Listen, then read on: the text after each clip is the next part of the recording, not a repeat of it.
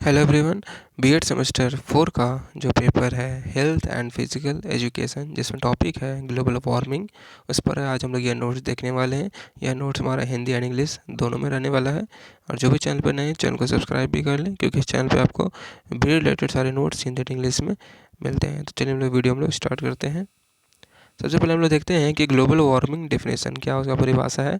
तो global warming is a gradual increase in the earth's temperature generally due to the greenhouse effect caused by increased levels of carbon dioxide, CFCs and other pollutants। Global warming क्या है? तो अर्थ का temperature में increment हो जाना। ठीक है, क्यों? तो ग्रीन हाउस इफेक्ट की वजह से। तो ग्रीन हाउस इफेक्ट क्यों होता है? तो जो कार्बन डाइऑक्साइड, CFC और अदर जो पॉल्यूटेंट्स हैं हमारे जो एटमॉस्फेयर में, इनका लेवल क्या होता है, वो इंक्रीज़ हो जाता है, जिसकी वजह से ग्रीन हाउस इफेक्ट को देखने को मिलता है। और इसकी वजह से क्या होता है कि अर्थ का टेम्परेचर जो होता है वो ग्रेजुअली धीरे धीरे इंक्रीज़ हो जाता है और एक ग्लोबल वार्मिंग का कारण बनता है। तो global warming is the phenomenon of a gradual increase in the temperature near the earth surface. This change has disturb the climatic pattern of the earth. अब ग्लोबल वार्मिंग अगर ज़्यादा बढ़ेगा तो उससे क्या होगा, हमारा क्लाइमेटिक पैटर्न भी चेंज होगा, यानी कि जो हमारा गर्मी, बरसात, ठंडा है, उसके अंदर भी हम लोग को चेंजेस देखने को मिल सकते हैं कि बरसात के दिन में भी क्या हो रहा है, पानी बरस रहा है, गर्मी के दिन में पानी बरस रहा है। ठीक है, ये सब चेंजेस हम लोग को देखने को मिलते हैं। कभी ठंडा अचानक ज़्यादा हो जाता है, कभी कम हो जाता है। ये सभी चेंजेस क्लाइमेटिक पैटर्न होते हैं ग्लोबल वार्मिंग के वजह से। आगे देखते हैं। There are several causes of global warming which have a negative effect on humans, plants and animals. These causes may be natural or might be the outcome of the human activities। ये जो causes हैं global warming के, वो क्या करते हैं कि negative effect डालते हैं ह्यूमंस पे, प्लांट्स पे, एनिमल्स पे, इनकी लाइफ्स के, इनके सर्वाइवल पे एक नेगेटिव इफेक्ट डालते हैं। ठीक है, और यह जो कॉजेज है वो नेचुरल भी हो सकता है या फिर ह्यूमन एक्टिविटीज़ के द्वारा भी हो सकता है। ठीक है, आगे हम लोग देखते हैं कॉजेज ऑफ ग्लोबल वार्मिंग। क्या क्या कारण है जिसकी वजह से ग्लोबल वार्मिंग होता है। तो सबसे पहली बात है यहाँ पर डिफोरेस्टेशन देख रहे हैं हम लोग कि plants are the main source of oxygen. Plant से क्या है, मेन सोर्स ऑफ ऑक्सीजन है। They take in carbon dioxide and release oxygen, thereby maintaining environmental balance. क्या करते हैं वो, कार्बन डाइऑक्साइड को लेते हैं, ऑक्सीजन को रिलीज करते हैं, जिसकी वजह से क्या होता है कि इन्वायरमेंटल बैलेंस बना हुआ रहता है। Forest are being depleted for many domestic and commercial purposes. This has led to an environmental imbalance, thereby giving rise to global warming. Deforestation की वजह से क्या हो रहा है, कमर्शियल या डोमेस्टिक पर्पज़ की वजह से डिफॉरेस्टेशन हो रहा है बहुत ही ज़्यादा स्पीड में, जिसकी वजह से क्या हो रहा है कि इन्वायरमेंटल इम्बैलेंस बन रहा है। ठीक है, और कार्बन डाइऑक्साइड का जो लेयर है, मतलब इसमें जो क्वांटिटी है एटमॉस्फेयर में, वो इंक्रीज़ हो रहा है। तो इसके वजह भी एक कारण है क्या हो रहा है कि जिसकी वजह से ग्लोबल वार्मिंग हो रहा है। आगे देखते हैं। यूज़ ऑफ व्हीकल्स, जितने भी ऑटोमोबाइल्स है जो यूज़ हो रहे हैं, ठीक है, जो कि फ्यूल्स के इस्तेमाल करते हैं, जो कि क्या करते हैं, इमिट करते हैं, जो पॉइजनस गैसेस रिलीज़ करते हैं, कार्बन डाइऑक्साइड, कार्बन मोनोऑक्साइड, ये सब रिलीज़ करते हैं। देखते हैं। The use of vehicles even for a very short distance results in various gases emissions. Vehicles burn fossil fuels which emit a large amount of carbon dioxide and other toxins into the atmosphere resulting in temperature increase। जितने भी other toxins जो gases हैं, like carbon dioxide, nitrous oxide, ठीक है, carbon monoxide, ये सभी क्या करते हैं, एटमॉस्फेयर में जाकर के मिल जाते हैं और टेम्परेचर को इंक्रीज़ करने का काम करते हैं। ठीक है, ये भी एक कारण है कि हम ज़्यादा से ज़्यादा जो ऑटोमोबाइल का इस्तेमाल कर रहे हैं और जो इनसे जो एमिशन हो रहा है पॉइजनस गैसेस का। आगे देखते हैं हम लोग क्लोरोफ्लोरोकार्बन, जो एसीज, रेफ्रिजरेटर्स, ये सभी जो ज़्यादा क्वांटिटी में इस्तेमाल हो रहे हैं, तो इनसे भी क्या रिलीज़ होता है, क्लोरोफ्लोरोकार्बन जो गैस रिलीज़ होता है। वो भी बहुत बड़ा रीज़न है जो कि हमारा ग्लोबल वार्मिंग का, क्योंकि इसके वजह से क्या होता है कि जो ओजोन लेयर होता है उसमें डिप्लीशन, उसमें छेद आ रहे हैं। और ओजोन लेयर क्या होता है, O3, जो कि हमारे अर्थ का सरफेस को प्रोटेक्ट करने का काम करता है। किससे? तो अल्ट्रावायलेट रेज जो सन से आता है उससे बचाने में मदद करता है। तो ये जो हमारा क्लोरोफ्लोरोकार्बन है, यह ओजोन लेयर को ही ख़त्म करने लगता है। ठीक है, तो क्लोरोफ्लोरोकार्बन भी कहीं ना कहीं कारण है कि हमारा ग्लोबल वार्मिंग को इफेक्ट कर रहा है। ठीक है, आगे देखते हैं। Industrial development. अब एक डेवलपमेंट के पर्पज़ के जो फैक्ट्रीज, इंडस्ट्रीज जितने भी इस्टेब्लिश हो रहे हैं, ठीक है, प्लांट जितने भी नए लगाए जा रहे हैं, तो उसमें क्या होता है कि उसमें जो वर्किंग होता है जिसकी वजह से पॉइजनस गैसेस वगैरह क्या होते हैं, रिलीज़ होते हैं, हार्मफुल टॉक्सिन्स वगैरह रिलीज़ होते हैं फैक्ट्रीज से, इंडस्ट्रीज से। ठीक है, तो भविष्य भी क्या हो रहा है कि हमारा एटमॉस्फेयर का टेम्परेचर बढ़ रहा है, अर्थ का टेम्परेचर बढ़ रहा है। आगे भी देखते हैं हम लोग। Agriculture, various farming activities produce carbon dioxide and methane gas. This add to the greenhouse gases in the atmosphere and increase the temperature of the earth. Agriculture बहुत सारे ऐसे फार्मिंग एक्टिविटीज़ है जो कि कार्बन डाइऑक्साइड रिलीज़ करते हैं, methane gas को release करते हैं वो फार्मिंग एक्टिविटीज़ के दौरान, ठीक है, जिसको क्या करता है कि ग्रीन हाउस गैसेस में इंक्लूड हो जाता है और हमारा अर्थ का टेम्परेचर को इंक्रीज़ करने का काम करता है। फिर आगे हम लोग देखते हैं ओवर पॉपुलेशन। ज़्यादा पॉपुलेशन है तो ज़्यादा इनटेक ऑफ ऑक्सीजन हो रहा है, ठीक है, और ज़्यादा लोग क्या रिलीज़ कर रहे हैं, कार्बन डाइऑक्साइड को रिलीज़ कर रहे हैं। And increase in population means more people breathing, this leads to an increase in the level of carbon dioxide, the primary gas causing global warming in the atmosphere. अब ज़्यादा population होने की वजह से क्या हो रहा है, ज़्यादा लोग रिलीज़ भी कर रहे हैं कार्बन डाइऑक्साइड, और कार्बन डाइऑक्साइड की ही क्या है, हमारा प्राइमरी गैस है जो कि ग्लोबल वार्मिंग को इफेक्ट कर रहा है, उसका कारण बन रहा है, ठीक है। आगे है वोल्केनोज, एक नेचुरल फिनोमेना है वोल्केनोज, ठीक है, जिसके वजह से क्या होता है कि हार्मफुल गैसेस ऐश, राख वगैरह, स्मोक वगैरह इमिट होता है ड्यूरिंग वोल्केनिक इरप्शन, ठीक है, जो भी एक बड़ा कारण बनता है, ठीक है, क्लाइमेट में और हमारा एटमॉस्फेयर में भी बहुत बड़ा कारण बनता है और टेम्परेचर को इंक्रीज करता है। फिर आगे देखते हैं हम लोग water vapour. Water vapour is a kind of greenhouse gas. Water vapour भी क्या है, kind of greenhouse gas है। Due to the increase in the earth temperature more water gets evaporated from the water bodies.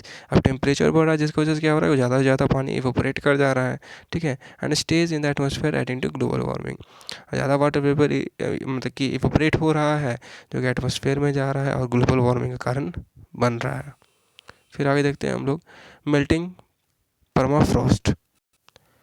Permafrost क्या है, ये एक frozen soil है। ये मेनली हाई हिल्स वाले एरियाज़ में, पोलर रीजन्स वाले एरियाज़ में मोस्टली ये देखा जाता है कि परमाफ्रॉस्ट क्या है, एक फ्रोजन सॉइल है that has environmental gases trapped in it, ठीक है, एक लेयर है मिट्टी का जो फ्रोजन है for several years and it present below the earth surface. Earth के नीचे ये क्या है, एक फ्रोजन सॉइल है जो एक जमा हुआ रूप में है, ठीक है, फ्रोजन हार्ड है, ठीक है। तो जब ये पिघलता है, ठीक है, तो उससे क्या होता है कि रिलीज़ करता है गैसेस को, लाइक मीथेन वगैरह, ये कार्बन डाइऑक्साइड वगैरह गैसेस को ये रिलीज़ करता है, जिससे क्या हो रहा है कि अर्थ का टेम्परेचर भी इंक्रीज़ हो रहा है। तो मेल्टिंग परमाफ्रॉस्ट भी एक कारण है, ठीक है, ग्लोबल वार्मिंग का।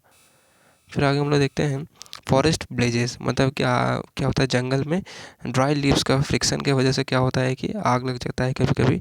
तो जब ज़्यादा क्वांटिटी में ये आग निकलता है तो ज़्यादा क्वांटिटी में पॉइजनस गैसेस भी रिलीज़ होता है, स्मोक भी रिलीज़ होता है एटमॉस्फेयर में। तो वो भी कहीं ना कहीं कारण होता है कि अर्थ का टेम्परेचर को अचानक से सडन से इंक्रीज़ कर देता है, ठीक है। फिर आगे हम लोग देखते हैं लैक ऑफ अवेयरनेस, लोगों के अंदर ये जागरूकता भी नहीं है कि ग्लोबल वार्मिंग किस वजह से हो रहा है और उससे क्या बैड इम्पैक्ट पड़ सकता है, ये अवेयरनेस भी लोगों में नहीं है। There is less awareness of global warming in the public, less because neither is the government paying any attention to it nor is it the government making laws, but in the name of development of the country the government itself does not enforce this laws. इसमें क्या हो रहा है कि लोगों के बीच में global warming का अवेयरनेस भी नहीं है और गवर्नमेंट भी जो है सो वो ज़्यादा ध्यान इस पर नहीं दे रही है। और गवर्नमेंट क्या है कि कंट्री का डेवलपमेंट के नाम पे इंडस्ट्रीज़, फैक्ट्रीज ये सबको क्या करती है, प्लांट करती है, और खुद जो है ऐसे लैक ऑफ अवेयरनेस वाले प्रोग्राम पे खुद सहयोग नहीं कर पाती है, इसमें जो रिलेटेड जो कानून होता है उसका पालन खुद भी नहीं कर पाती है, ठीक है। फिर आगे हम लोग देखते हैं इफ़ेक्ट्स ऑफ ग्लोबल वार्मिंग। क्या इफ़ेक्ट्स हैं ग्लोबल वार्मिंग के, तो राइज इन टेम्परेचर, पहला क्या होगा कि ग्लोबल वार्मिंग की वजह से जो टेम्परेचर होगा वो बढ़ जाएगा। Global warming has led to an incredible increase in earth temperature since 1880 the earth temperature has increase by 1 degrees. This has result in an increase in the melting of glaciers which have led to an increase at the sea level. This could have devastating effect on coastal regions. Global warming की वजह से क्या हो रहा है कि अर्थ का temperature increase होने की वजह से ग्लेशियर्स पिघल रहे हैं, और ग्लेशियर्स पिघलने की वजह से क्या होता है कि जो सी लेवल है वो उसमें कहीं ना कहीं इंक्रीमेंट हो रहा है, जो कि एक बैड इम्पैक्ट पड़ सकता है कहाँ पे, तो कोस्टल रीजन्स में। वहाँ के कोस्टल रीजन्स में रहने वाले जो भी सिटीज़ हैं उनको ये प्रॉब्लम झेलना पड़ सकता है। फिर अगर हम देखते हैं threat to the ecosystem, global warming has affected the coral reef that can lead to the loss of plant and animal lives. Increase in global temperature has made the fragility of coral reefs even worse. Global warming की वजह से ही क्या हो रहा है, हमारा ecosystem जो है वो इम्बैलेंस हो रहा है, जिससे कि हमारा प्लांट्स और एनिमल्स दोनों का लॉस हो रहा है। जो varieties of plants and animals, चाहे एक्वेटिक हो चाहे लैंड एनिमल्स या प्लांट्स हो, दोनों को ये इस तरीके से क्या हो रहा है, इकोसिस्टम में इम्बैलेंस को झेलना पड़ रहा है ग्लोबल वार्मिंग की वजह से। फिर आगे हम लोग देखते हैं क्लाइमेट चेंज। ग्लोबल वार्मिंग की वजह से क्लाइमेट चेंज तो होता ही है, ठीक है। जैसे हम लोग फर्स्ट में ही बात किए थे कि जो सीज़न जो टाइमिंग है वो आगे पीछे हो जाता है। Global warming has led to the change in climatic conditions, there are drought at some places and floods at some. This climatic imbalance is the result of global warming. जैसे कभी हम लोग देखने को मिलता है कि जहाँ पे सूखा है वहाँ पे क्या होता है कि बारिश नहीं होता है, लेकिन जहाँ पे ऑलरेडी वो मौसम क्या है बारिश वाला है, वहीं पे लगातार और कंटिन्यू बारिश होता ही रहता है, ठीक है। तो ये क्या है, क्लाइमेटिक चेंज की वजह से ही, ग्लोबल वार्मिंग के इफेक्ट की वजह से ही ऐसा देखने को मिलता है। फिर आगे हम लोग देखते हैं स्प्रेड ऑफ डिजीजेस। अब कैसे हो सकता है इस तरीके से, तो global warming leads to a change in the patterns of heat and humidity. Global warming की वजह से क्या होता है कि जो एक हीट एंड ह्यूमिडिटी का जो पैटर्न है वो चेंज हो जाता है। This has led to the movement of mosquitoes that carry and spread diseases. तो ये हीट एंड ह्यूमिडिटी चेंज हो जाएगा, जिसकी वजह से क्या होगा कि जो ब्रीडिंग जो टाइम या ब्रीडिंग जो वैसा जो उनको कंडीशन चाहिए, ठीक है, टेम्परेचर चाहिए, वो मॉस्किटोज़ को प्रॉपरली मिल जाता है, ठीक है। या फिर और भी जो डिजीज़ कॉजिंग जो भी हमारा पैथोजेंस है, ठीक है, वो सभी को ही प्रॉपरली एक टेम्परेचर मिल जाता है, जिसकी वजह से क्या होता है कि इस डिजीज़ स्प्रेड हो सकता है। High mortality rates due to an increase in floods, tsunamis and other natural calamities, the average death toll usually increases. Also, such events can bring about the spread of diseases that can hamper human life. अब जैसे कि floods और tsunamis या फिर जो natural calamities हैं, ठीक है, वो भी इंक्रीज़ हो गया है, ठीक है, ग्लोबल वार्मिंग के इफेक्ट के वजह से। तो उससे भी क्या होता है कि हाई मोर्टेलिटी रेट्स है। अब फ्लड्स आएंगे, सुनामीज आएंगे, या किसी तरह का अर्थक्वेक आएगा, नेचुरल कैलेमिटीज़ आएगा, तो उससे क्या होगा, लॉस ही होगा, लाइफ का लॉस होगा, ठीक है। तो हाई मोर्टेलिटी रेट भी उसमें बढ़ गया है ग्लोबल वार्मिंग के वजह से। फिर हम लोग देखते हैं loss of natural habitat. A global shift in the climate leads to the loss of habitats of several plants and animals. In this case, the animals need to migrate from their natural habitat and many of them even become extinct. This is yet another major impact of global warming on biodiversity.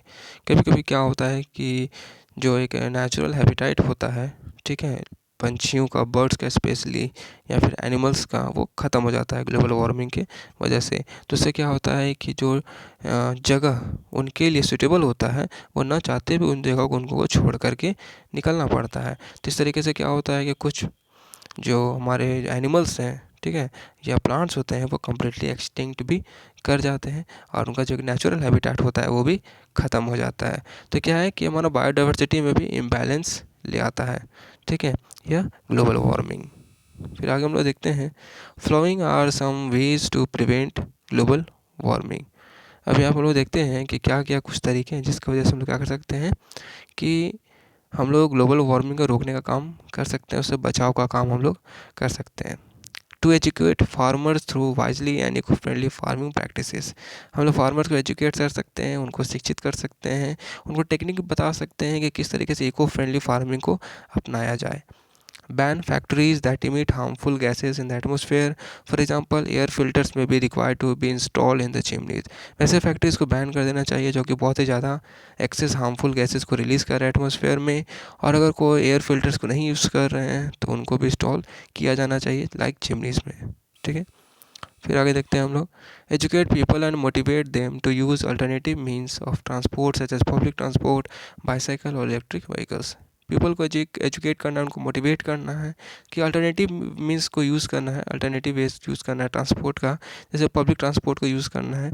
उसमें क्या होगा कि एक time में अगर एक ही जगह पे कुछ लोग जा रहे हैं तो अपना पर्सनल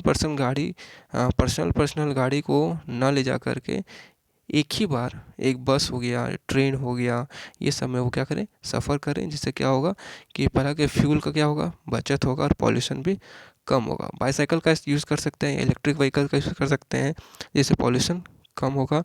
तो क्या होगा कि अर्थ का टेम्परेचर भी इंक्रीज नहीं होगा। The government should encourage and support the development of alternative forms of energy which are not harmful to the environment. Government को भी क्या करना चाहिए, इंकरेजमेंट करना चाहिए, और जो अल्टरनेटिव फॉर्म्स ऑफ एनर्जी है उनका डेवलपमेंट पे भी काम करना चाहिए, उनको सपोर्ट करना चाहिए। जैसे विंड एनर्जी हो जाता है हमारा, सोलर एनर्जी हो जाता है हमारा, ये सब क्या करना चाहिए, सपोर्ट करना चाहिए, ठीक है, हमारे गवर्नमेंट को भी। फिर आगे हम लोग देखते हैं, nuclear energy, wind energy, sea energy are some of the alternative forms known as green energy which are required to speedily adopted by countries. ये जो कुछ एनर्जीज़ हैं, लाइक इससे क्या हो सकता है, हम एनर्जी प्रोड्यूस कर सकते हैं, इनको ग्रीन एनर्जी भी कहा गया है क्योंकि इको फ्रेंडली है, ये पॉल्यूशन लेस क्रिएट करते हैं, ठीक है। फिर आगे हम लोग देखते हैं, all people have to reduce the use of petrol, diesel and electricity to reduce the amount of harmful gases. सभी लोगों को क्या करना होगा कि जो यूज़ है पेट्रोल डीजल का उसको कम करना होगा, ठीक है, इलेक्ट्रिसिटी का जो यूज़ है उसको कम करना होगा, ताकि हार्मफुल गैसेज भी रिलीज़ ज़्यादा ना हो। जैसा कि हम लोग ने इस चीज़ को प्रैक्टिकली भी, इस चीज़ को हम लोग ने महसूस किया है। कोरोना के जो पीरियड था उस वक्त क्या हुआ था, जब लॉकडाउन कम्प्लीटली चल रहा था तो ज़्यादा व्हीकल्स मूव नहीं कर रहे थे रोड्स पे, तो ज़्यादा पॉल्यूशन भी क्रिएट नहीं हो रहा था, जिसकी वजह से क्या हो रहा था, हमारा एटमॉस्फेयर क्या हो गया था, क्लीन हो गया था। फिर आगे हम लोग देखते हैं, more and more trees will have to be planted and trees will have to be protected from cutting. Afforestation and deforestation, इन दो चीज़ों पे ध्यान देना है। एफॉरेस्टेशन ज़्यादा ट्रीज़ लगाना है, डिफॉरेस्टेशन पेड़ को कटने से भी बचाना है। Awareness campaigns by government agencies, public agencies, etc. Proper disposal of harmful gases from vehicles and industries may be provided.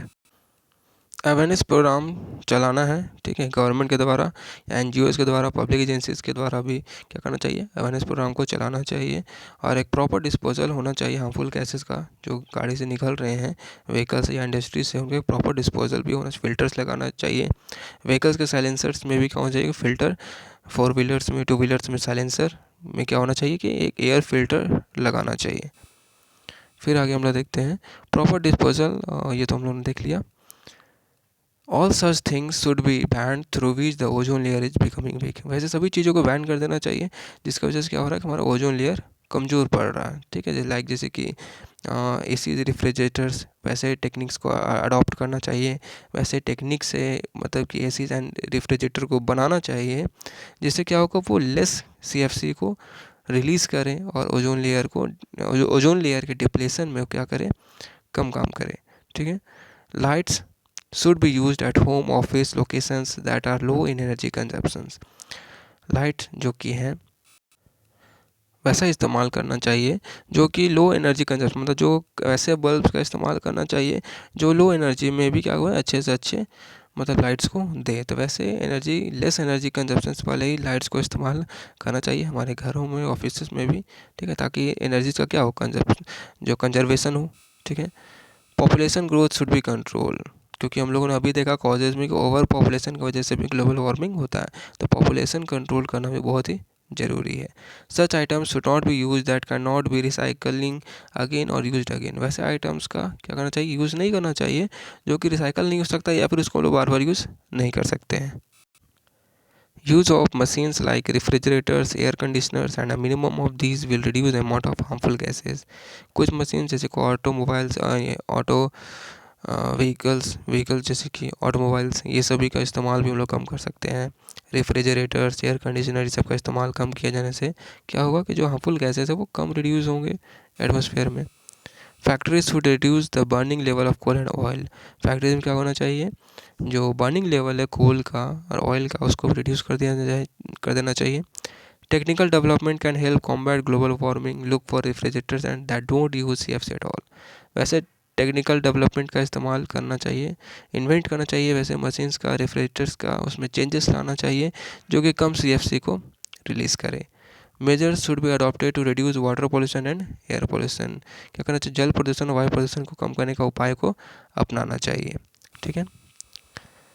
अगर आपको यह नोट्स अच्छी लगी हो तो वीडियो को लाइक करें, चैनल को सब्सक्राइब करें और अपने दोस्तों के साथ भी इसे ज़रूर शेयर करें। मिलते हैं हम लोग नेक्स्ट वीडियो में।